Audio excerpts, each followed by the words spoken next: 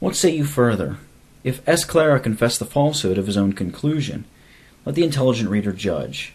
His conclusion is, therefore councils are infallible in the judgment of the Fathers, and of all the Fathers he tells us S. Austin is the greatest asserter of the infallibility of councils.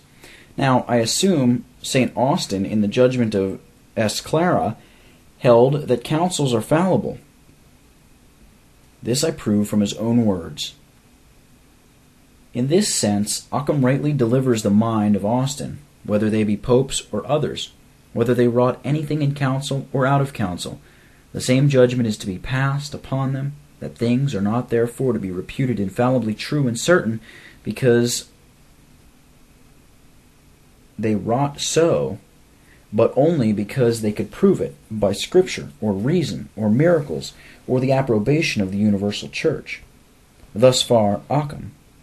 Now follows S. Clarea's Spicrice, which doctrine of his I judge most safe, and that it is owned by almost all Catholics.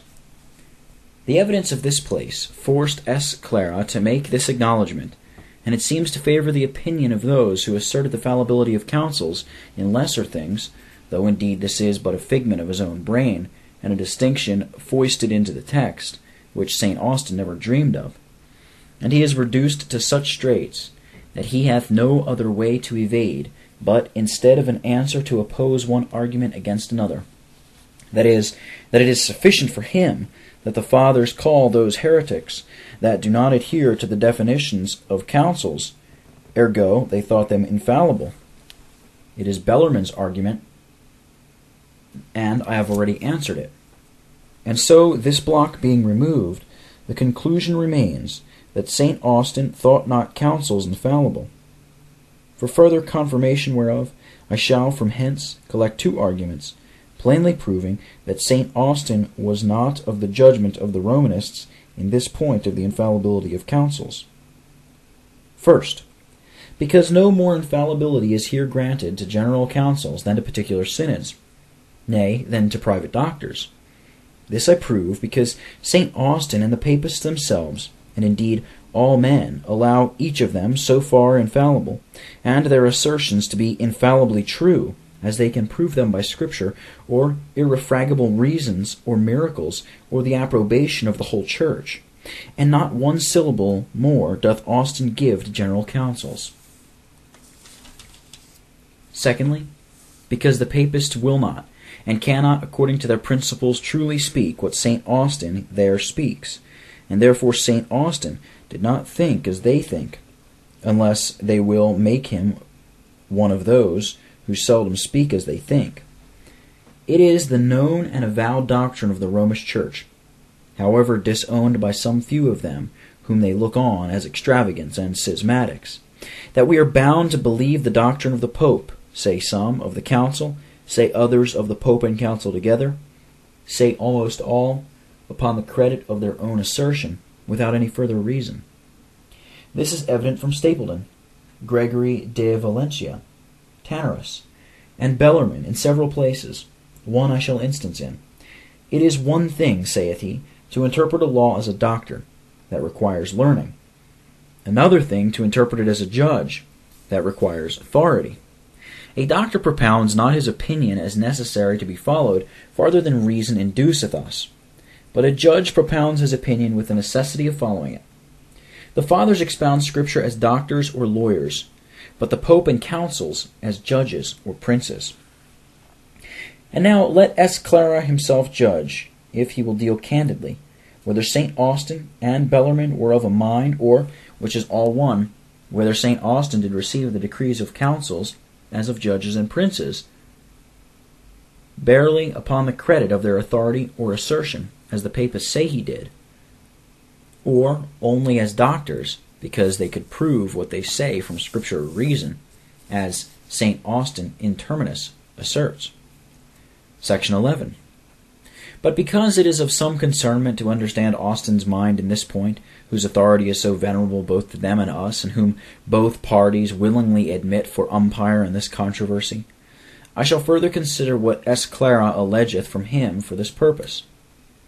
The passage he pleads is this: until that which was wholesomely believed was confirmed, and all doubts removed by a general council.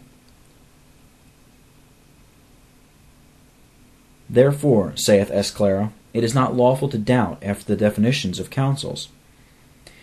Put it into a syllogism, and it is this: that which so confirms a truth as to remove all doubts is infallible. But a general council so confirms a truth as to remove all doubts. Ergo, the major is denied. For a private minister may, by the evidence of Scripture or reason, so confirm a truth as to remove all doubt from the hearers, and yet is not therefore infallible.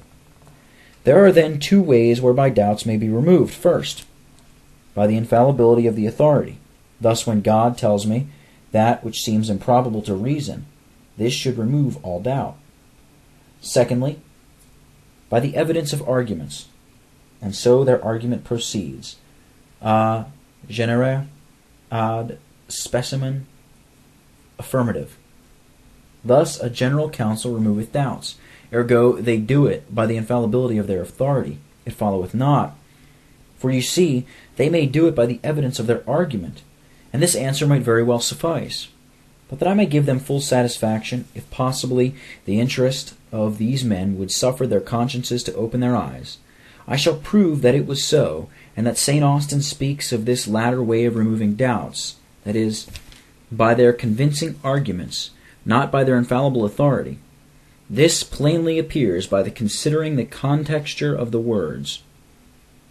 Lest I should seem, saith he, only to prove it by human arguments, because the obscurity of this question did in former times, before the schism of Donatus, make great and worthy bishops and provincial councils differ among themselves, until by a general council that which was wholesomely believed was confirmed, and all doubts removed. I shall bring out of the gospel infallible arguments, where you plainly see that he calls the authority of councils but a human argument and authority, and that he acknowledgeth none but Scripture arguments to be certain, or infallible, as is evident from the antithesis. Secondly, this appears most undeniably from a parallel place where St. Austin speaks thus of Cyprian. That holy man sufficiently showed that he would have changed his opinion if any had demonstrated to him that baptism might be forgiven, etc. And a little after, he would have yielded to a general council if the truth of that question had in his mind, or in his time, been evidenced and declared and confirmed by a general council. And he gives the reason of his yielding, because that holy soul would have yielded even to one man declaring and demonstrating the truth, much more to a general council. In all which it is plain that it was not any presumed infallibility of the council, but the clearness of the truth, and the strength of their arguments, which would have satisfied Cyprian in St. Austin's judgment. Thirdly, this may be irrefragably proved from hence, that St. Austin makes this the peculiar property of the Holy Scripture, by which it is distinguished from, and advanced above all the opinions, decrees, or writings of all bishops in or out of councils, that we may not doubt of anything contained in it. These words are express, and brought in with a quis nesciant, who knows not that the Holy Scripture is so preferred before all the letters of after bishops, that we may not so much as doubt or debate concerning anything contained in them, whether it be true or no. But the letters of the bishops may be reproved by councils if they swerve from the truth. The provincial councils must yield to general councils, and former general councils are oft corrected by the latter, where there is a gradation from bishops to provincial, and thence to general councils. But all of them are in this respect postponed to the Scripture, that we may lawfully doubt of anything contained in their decrees, and where they swerve from the truth, reject it.